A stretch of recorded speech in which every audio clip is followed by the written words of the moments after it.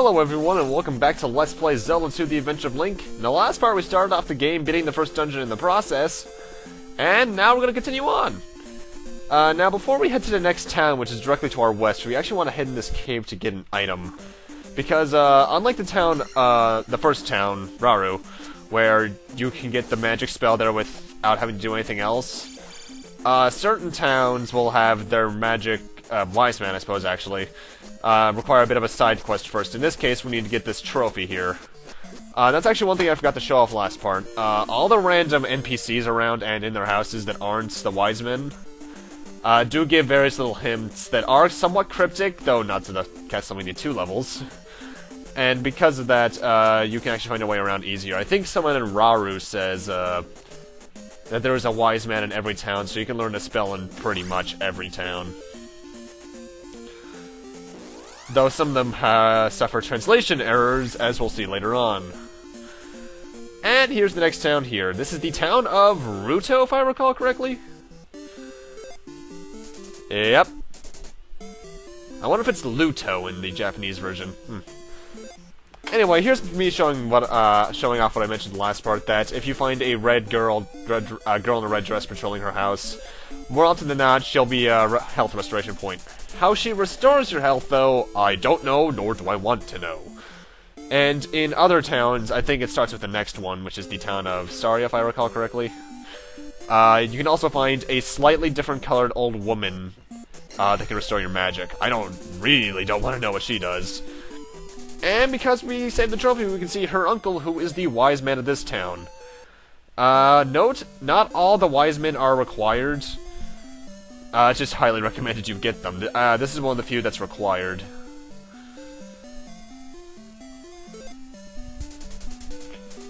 And with this, we got the jump spell. Jump is a very situational spell. I think it, like, doubles your jump height entirely or something like that. Maybe triples, I'm not sure. It's highly situational, only really used when you're required to, or if you want to make platforming challenges a non-issue in general. It does cost a bit. I think at this point it costs 2 of my magic bars, but as its uses. And with that, we're pretty much done here in Ruto. We'll never be back here. So now we want to head to the south. Into this cave, which, note, if you didn't get the candle, would be entirely dark. Like I mentioned last part, the candle is technically optional, if I recall correctly, but that's only if you have the level designs memorized. I highly recommend you go for it anyway. Oh, great, Garaya's in small spaces. That's fun. No, it's not. Oh, boy.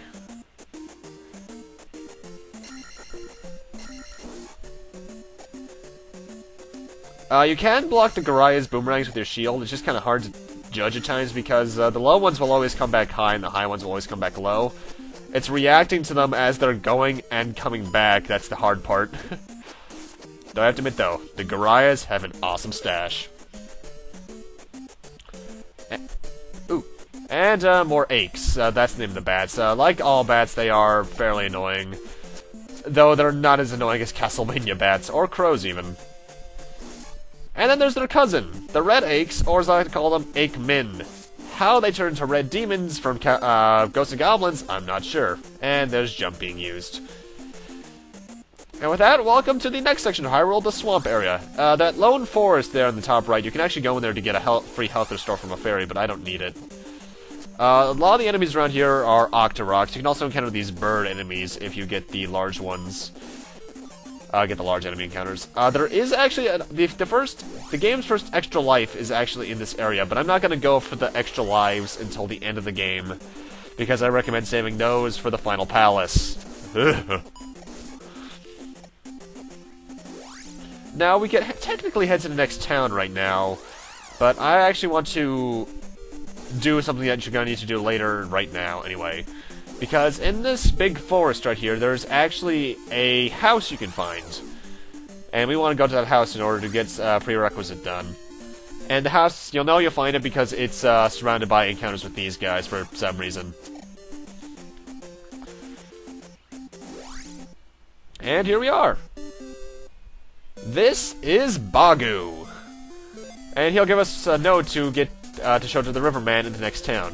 Now, Bagu's name is actually a mistranslation. It's supposed to be Bug.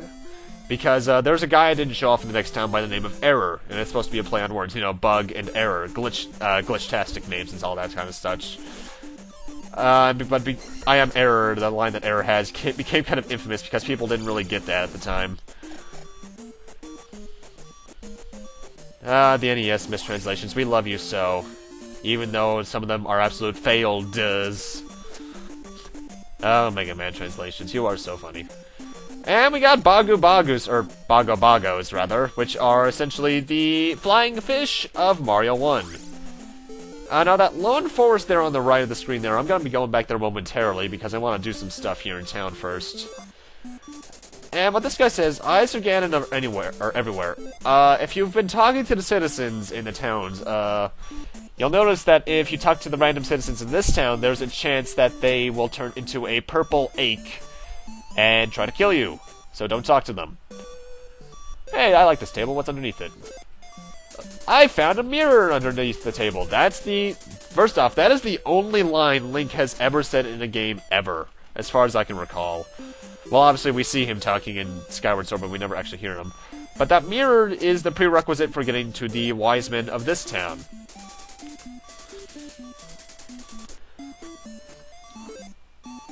How anyone was supposed to figure that out without a guide? I don't know. Like I said back in the last part, while this game is nowhere near as cryptic as the first one, it has its moments. And this wise man gives us what is possibly the best spell in the game: life. As the name would, as usual for an RPG, life restores your health.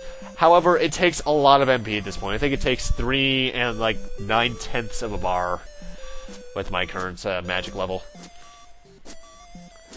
I'm actually not sure how the magic levels work. I know how the magic jars work, but the magic levels I'm not sure. It either increases your overall amount, or it decreases the amount spells take. Anyway, I want to leave town really quick. By the way, I died off screen to reset my health. Because that lone forest has something I want. Note, you actually can restore your health and magic in the town itself, but I forgot about that until I went back in. So, yeah. Because there are houses that you can restore your health and magic at. Also, the area around here is pretty good for grinding, because you can encounter Garias who give 20 experience points apiece. Anyway, here's the reason we came over here: a pea-bag. Which gives us 100 experience points. Pea-bags can also be dropped by enemies, which you want to happen because you can get more experience points from that. And as you may have noticed, as I was about to enter that bridge area here, there's actually a lone forest to the very right, which has a fairy in it if you need it. I don't. Oh, that's another thing. Enemies can also drop magic jars, which I think I showed off last part. But when they drop magic jars, they will not give you experience points, so it's kind of a trade-off.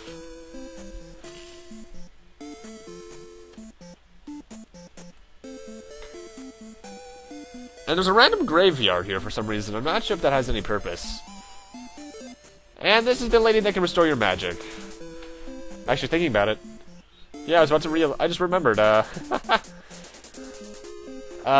the Final Fantasy I Game Boy Advance remake onwards, in Elflin's, graveyard, there's actually a grave that says, "Here lies Link." Although in the NES version of Final Fantasy I, that says, "Here lies Erdrick," I believe, as a reference to Dragon Quest? Anyway, here's this badass-looking guy, is the Riverman we wanted to talk to from Bagu. And he'll help us cross. Note, you have to talk to him every time you pass through the town in order to make this bridge appear. It's not there permanently. I've had multiple playthroughs where I've just flown right off into the edge because I wasn't paying attention. By the way, this is the town of Saria. And now it's time for probably everyone's least favorite section of the game, the final dungeon aside. Welcome back to Death Mountain. You remember that area from the northern area of the original game? Yep, it's back. And it's painful. The first room, though, is not that bad. There are maps you can... this place is actually really big, but there's only really one path you need to follow. And I wouldn't be surprised if you get 1 or 2 level ups in the process, because there is quite a few enemies in here.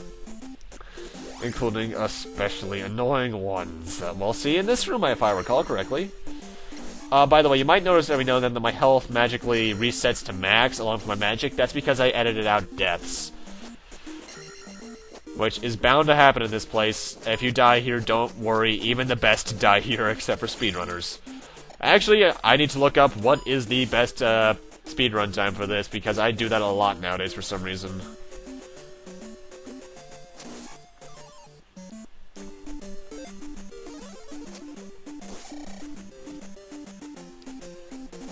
I'm actually not sure what's on the other paths much, because I never really take the other paths that often. I always just follow the path I know works.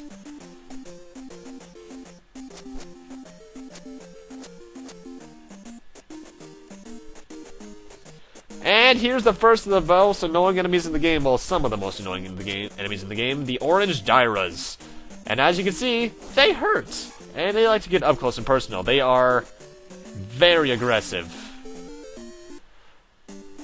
By the way, the Bongo fish here, I forgot to mention this earlier in the part, but as you might have noticed there, when they hit you, they take your experience points, so don't let that happen.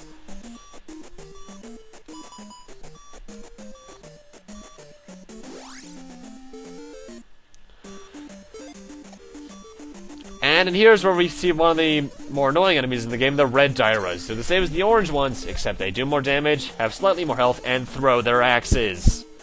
I hate these guys, I hate these guys, I hate these guys.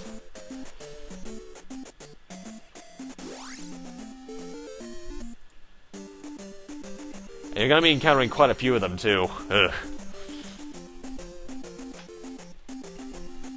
Let's see, Zelda 2 speedrun records... 9 minutes. Oh dear. Wow. That is... kinda ridiculous.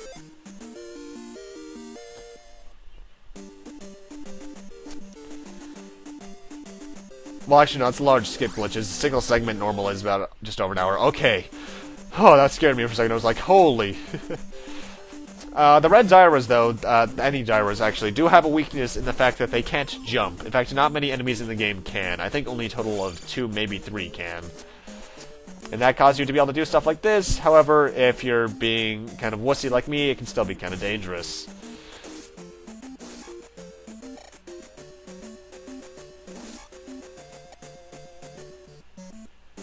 Oh, keep in mind, if you get a game over here, you're sent all the way back to that palace we started at the beginning of part 1. Ooh, P-Bag. Oh, nice. Towards this point in the game is when you start getting 200-point P-Bags from certain enemies, and those are the ones you really want. Because the experience points, while they don't seem that high now, they will get much higher in the game. I believe the last level up technically takes 9,000. Technically, because I think at that point, getting a level up only gives you an extra life.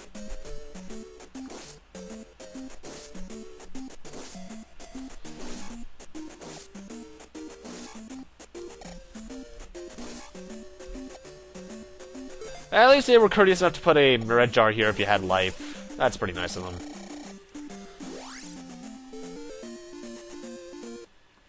Actually, wow, I'm looking at the speedruns archive thing. There's quite a few categories for this. Anyway, welcome to a place that might seem very familiar from Zelda 1 if you know the area. Welcome back to Spectacle Rock, you know, where the final dungeon was in Zelda 1. And there's a lot of red Dairas in here. I hate this place, I'll be honest. Then again, I hate Death Mountain in general. It's the only part of the game that really is kind of unfair difficult. Because admittedly, while this game is hard, most of it's a fair challenge. This is just kind of bullcrap. Though the knockback is always a problem. As are really hard to kill enemies in tight spaces. If you go to the right, you'll just find the right here, by the way. You'll just find a dead end with a bunch of Octoroks, so it's not really that worth it. There was a death edited out there, if you couldn't tell. If you head to the left here, you'll find another dead end area with some Octoroks. However, there's also a red magic jar there if you need it. However, you have to kill another red Daira along the way, so I would not recommend it.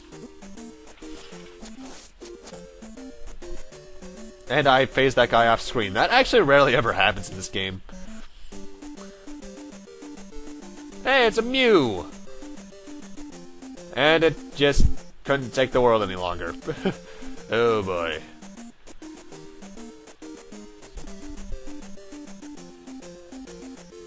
There's usually a orange gyro on that, but I killed it because I died off screen. That's another weird thing about this game. Certain enemies won't respawn when you die. Mind you, it can be helpful at certain times, but it's kind of odd. Ow. That could have been a level up, but it wasn't. Luckily, that red gyro in the previous rooms was. We're pretty much done here in Spectacle Rock. We can exit out now. Like so. And break the rock immediately to the left with the hammer that we got, that I forgot to mention, actually, to get the next magic jar. That's pretty much just there as a gimme. Anyway, one thing I'd like to mention is the area right here looks kind of familiar, doesn't it? Think about it. A graveyard to the west, a forest to the southwest, an ocean to the east, Death Mountain, and Spectacle Rock to the north. If you can't figure it out from that alone, this area of the world map we're in right now is actually Hyrule from the first Legend of Zelda. Why they decided... Obviously, it's very abridged, but it's... Yeah, it's kind of an odd detail there. I like it, but it's kind of weird. Well, it kind of just makes you think about how much bigger the world was than it really was in Zelda 1. Once you know, the trek here was as difficult as Zelda 1 was. Well, actually, no, Zelda 1 could get much harder because of the control. Ugh.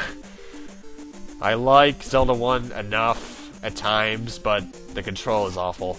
At least this game controls very smoothly. But with that, we're pretty much done here in Death Mountain. And with that, I'm also going to need to end this off here. Thank you guys for watching, and in part 3, we'll be finally heading towards the second dungeon, and probably getting a good amount of it done in the progress of not completing it. See you guys then.